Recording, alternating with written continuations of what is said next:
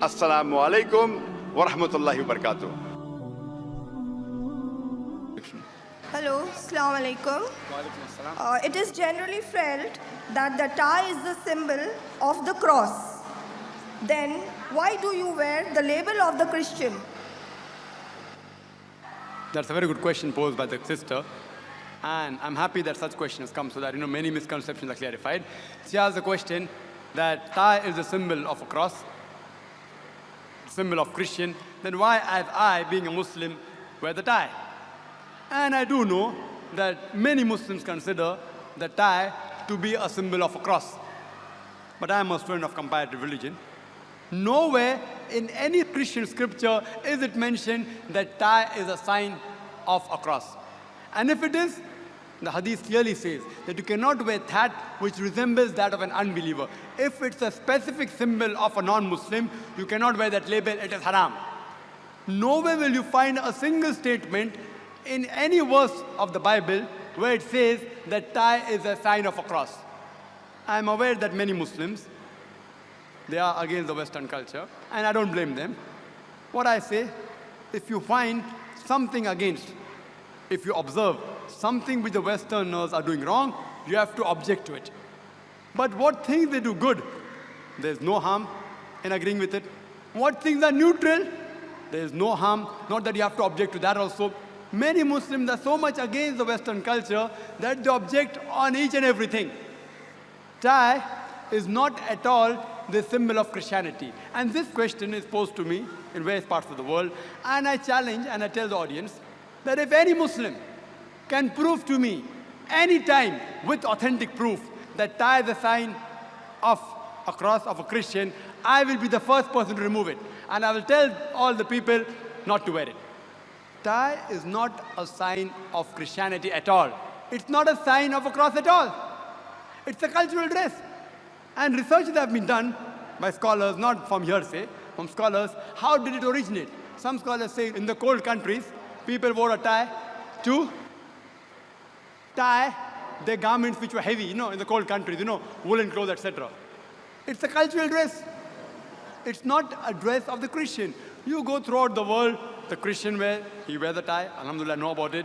The Muslim wears it, the Hindu wears it. It is not specifically a sign of Christianity, it's a cultural dress. And a Muslim is allowed to adopt any culture as long as it doesn't go against the Islamic Sharia. If that culture goes against the Islamic Sharia, like wearing shorts, it's the culture of the Westerners, we Muslims can't adopt it because for a man, the hijab, the aura is from the navel to the knee. He can't wear shorts. It's not allowed. Traveling in a car. The car was invented by the Christian, the Westerners. Can I say the Christian invented it, therefore I can't sit in a car? I'm not traveling in an aeroplane. Can I say that? No. Whatever is against the Sharia, you should not do. Tie is not a sign of Christianity at all. This tie, people say, it looks like a cross. You open and you stretch the circle, it becomes a cross. I turn the kurta that you wear. You put like that, it resembles more like a cross. So you can't invent your own thinking. Oh, kurta looks like a cross, therefore stop wearing kurta. Can I tell that? Can I ever tell that? See, the Prophet said, anything which is a symbol of a particular religion, don't wear those symbols. Tie is not a symbol of Christianity. It's a cultural dress. It's not a fard, you should wear a tie. I'm not saying that. If you don't wear, alhamdulillah, I'm with you. But when I go to the Western country, it helps deleting certain barriers. And if Islam doesn't object to that, I don't mind using it. If Islam objects to that, I should not use anything which Islam prohibits, even if it benefits me. But since this thing, alhamdulillah, is allowed in Islam, there's no problem at all if a person wears a tie. Hope that answers the question, sister. We have the next question from the brother on the right side. Assalamu alaikum, brother. I have a question. There are certain Muslims who argue that they do not wear a cap and a beard because they may sometimes indulge in un-Islamic activities like bribing, cheating, telling lies, etc., which will spoil the name of Islam if they are identified as Muslims. Are they correct? The brother posed the question that there are certain Muslims who say and argue that we don't wear the label, the cap and the beard, because there are times that we may indulge in wrong activities, un-Islamic activities like bribing, cheating, telling lies. So we don't want to spoil the name of Islam. They are concerned, alhamdulillah. They're concerned about Islam. So therefore they say we don't want to wear the label. There are two types of people. One is a pessimist and one is an optimist. The pessimist is a person who always thinks at the negative angle. And there are such people who you're quoting. We don't wear the label because sometimes once in a blue moon we may do wrong activities like bribing, cheating, telling lies. So we don't want to spoil the name of Islam. So I tell them that why don't you be an optimist? That if you know that sometimes you do bad things, and once you start wearing the label, the cap and the beard, and suppose it happens that the opportunity arises that you have to bribe, you start thinking, oh, now I'm wearing the label, how can I bribe? And you will not bribe, alhamdulillah. If the opportunity comes where you can cheat, and you realize, oh, I'm wearing a label, how can I spoil the name of Islam? You will not cheat. If you have to tell a lie to support what you're saying, and you realize, oh, I'm wearing a label, cap and the beard, you will not lie. Irrespective whether it benefits you in this world or not, it will inshallah. Inshallah in the akhirah, it will benefit you. And I ended my talk by quoting the verse of the Quran from Surah Isra chapter 17 verse 81, that if you are a Muslim, Muslim means a person who submits his will to Allah subhanahu wa ta'ala. He's proud to be a Muslim. He's proud to submit his will to Allah subhanahu wa ta'ala, proud to follow a religion of haqq. If he's truly a Muslim, he should also follow the haqq. And if he's on the haqq, the Quran says in Surah Isra chapter 17 verse 81, وَقُلْ جَاءَ الْحَقُّ وَزَاقَ الْبَاطِلِ إِنَّ الْبَاطِلَ كَانَ زَهُوقًا. When truth is heard against falsehood, falsehood perishes. For falsehood is by its nature bound to perish. So what I tell such people, that if you feel that once in a while if you do wrong activities, and if you wear the label, it will spoil the name of a label, instead of being a pessimist, you become an optimist. You wear a label, and inshallah, it will make you a better Muslim.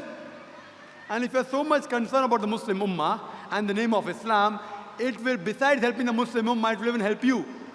It will help you and see to it that you remain on Sirat al-Mustaqim. Hope that answers the question. I have the very common question which we have in our mind, that is it permissible for a Muslim to greet Assalamu alaikum to a non-Muslim, and in case suppose if he greets us with Assalamu alaikum, can we say him wa alaikum assalam? Can you clarify? The brother asked a common question that can a Muslim greet a non-Muslim with Assalamu alaikum, or if a non-Muslim greets Assalamu alaikum, can you wish back wa alaikum assalam? And I'm aware that there are many scholars who do say that when a Muslim wishes you Assalamu alaikum, you have to say alaikum. And this answer is based on several hadith which are given in Sahih Muslim. And if you read Sahih Muslim, volume number 3, in the book of Salam, chapter number 904, hadith number 5380 to 5390, there are 11 hadith mentioned in Sahih Muslim regarding this topic. But if you analyze the hadith, the first few hadith say that when the Jews wished Assalamu alaikum, Assalamu alaikum in Arabic means may death be on you. When the Jews wish you Assalamu alaikum, may death be on you, the Prophet said, wish them back alaikum, may it be on you too. So the reference to context is that when the non-Muslims knowingly wish evil for you, Assalamu alaikum, sounding similar to Assalamu alaikum, when they wish may death be on you, you have to wish back saying alaikum, on you too. But many of the scholars say that when even the non-Muslims wish Assalamu alaikum, you have to wish back alaikum. Which, if you go into details, you can get the reply from the Quran and the Sahih Hadith. Let's see what does the Quran say regarding greeting back.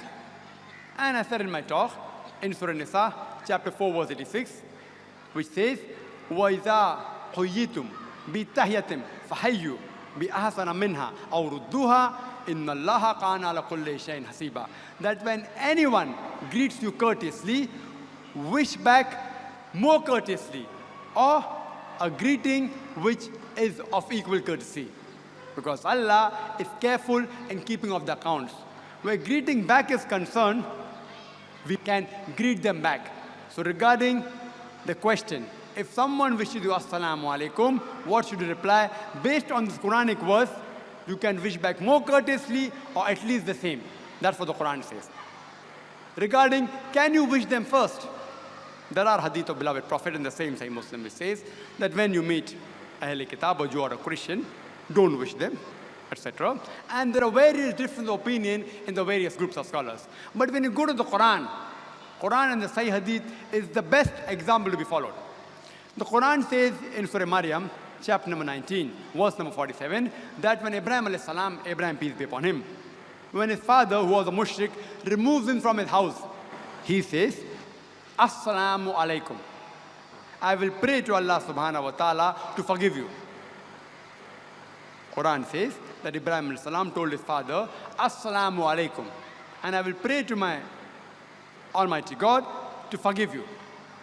Further, if you read in Surah Taha, chapter number 20, verse 47, it says that Musa alayhi salam and Harun alayhi salam, Moses and Aaron, peace be upon them, they were commanded by Allah subhanahu wa ta'ala that when they delivered the message to Pharaoh and his people, to wish them by saying, peace be on them, those who receive guidance.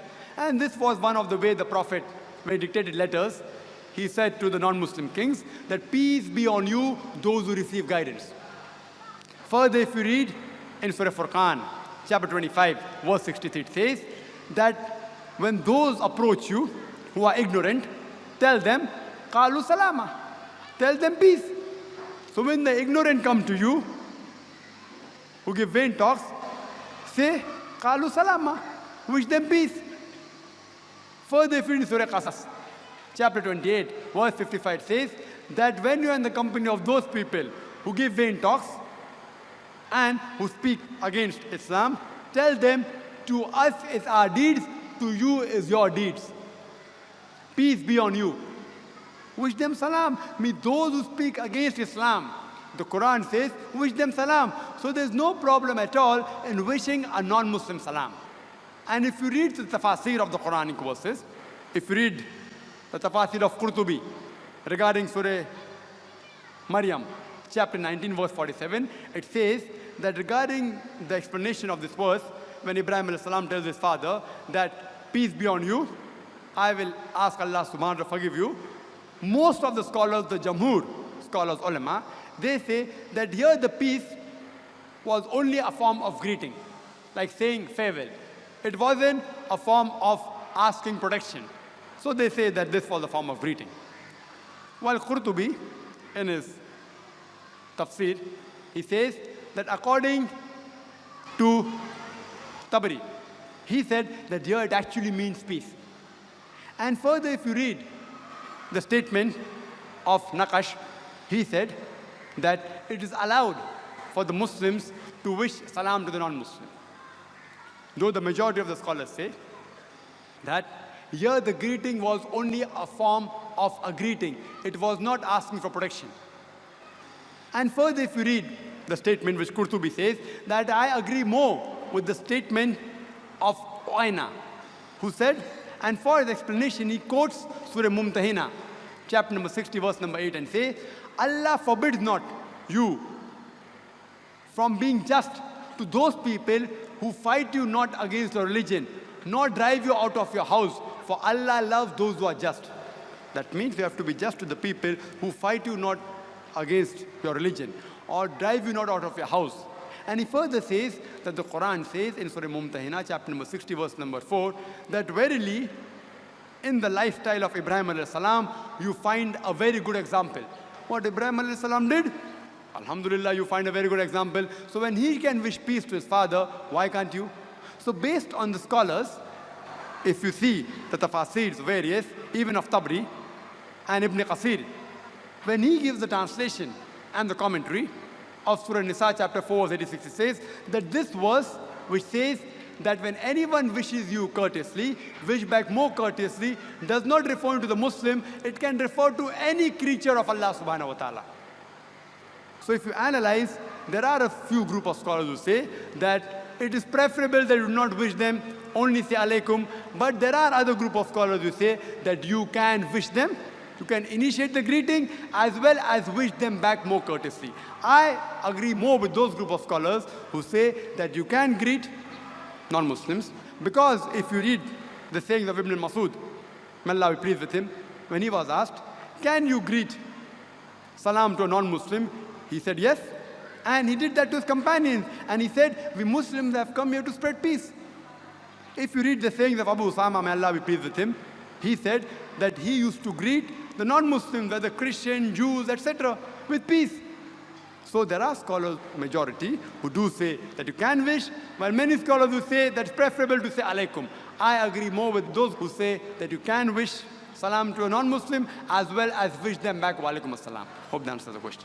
अस्सलामु अलैकुम वरहमतुल्लाहि वबरकातुहू। नाज़रीन, कैसे हो सब? उम्मीद करता हूँ कि आप सब लोग ठीक ठाक होंगे, खैर खैरियत से होंगे। वीडियो आप लोगों ने देख ली है और काफ़ी इंफॉर्मेटिव वीडियो थी। डॉक्टर जाकिर नाइक से सवाल पूछा गया और ये सवाल उनसे कई जगहों पर ये एतराज़ उन पर किया गया है कि वो टाई पहनते हैं। डॉक्टर साहब से सवाल पूछा गया कि आप टाई पहनते हैं, हालांकि ये ईसाई जो लोग हैं उन्होंने इसलिए बनाई थी क्योंकि ये क्रॉस का एक सिंबल है जो उनकी मज़हब की एक निशानी है, तो ये उनके साथ मुशाबहत आती है और कुरान और हदीस में इससे मना किया गया है कि यहूद और नसारा के साथ मुशाबहत जिस चीज़ में भी आती है उससे मना किया गया है, तो आप ऐसा क्यों करते हैं? इसके जवाब में डॉक्टर साहब ने माशाल्लाह काफ़ी तफसील से और अच्छे तरीके से एक्सप्लेन किया कि जो ये टाई है ये किसी भी मज़हब में उनकी एक ख़ास निशानी नहीं है।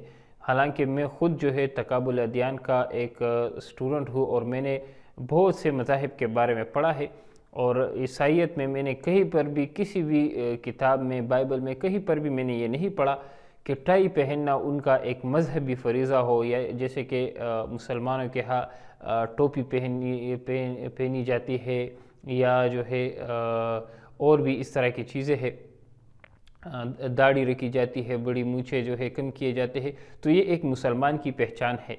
इसी तरह ईसाईयत में किसी की भी ये पहचान नहीं है कि वो टाई, अगर कोई टाई पहनेगा तो इससे लोगों को अंदाज़ा होगा कि यार ये बंदा ईसाई है, बल्कि ये एक आम जो है दुनियावी चीज़ है और इसे पहनने से बहुत फ़ायदा ये होता है कि जो नॉन मुस्लिम होते हैं वो आपकी तरफ अट्रैक्ट बहुत अच्छी तरह करते हैं।